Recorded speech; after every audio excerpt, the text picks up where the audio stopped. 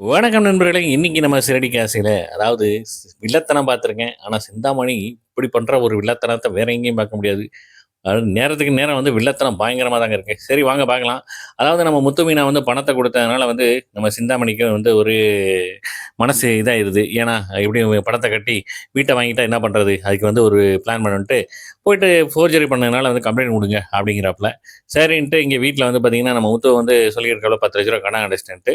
வழக்கம்போல நம்ம மனோஜும் அவங்க அம்மாவும் அத வந்து தப்பா இது பண்ண இருந்தாலும் நம்ம அண்ணாமலை சார் வந்து சப்போர்ட் பண்றாப்புல.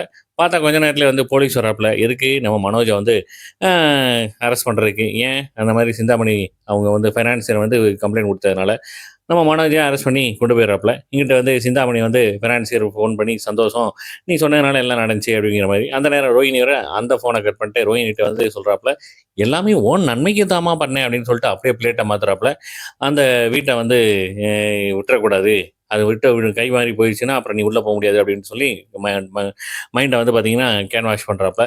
இந்த பக்கம் பார்த்தீங்கன்னா, நம்ம வக்கீல கூட்டு வராப்புல ஸ்வேதா. கூட்டு வந்து போலீஸ்ட்ட பேசுறாப்புல. அந்த போலீஸ்காரர் சொல்லிறாப்புல, "இவர் பண்ணதுக்கெல்லாம் வந்து நீங்கலாம் கேட்டு வராதீங்க. போங்க வெளியில போங்க" அப்படின்னு சொல்லிறாப்புல.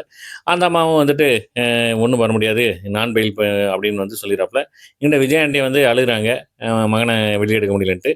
அதோட முடியுதுங்க. நம்ம மீனா வந்து சிந்தாமணிய சந்திக்கிறாங்க. ஏன்னா, வெளியில விட சொல்லி. பார்க்கலாம். ஒரு ஒரு எபிசோட் மிஸ் பண்ணாம பாருங்க.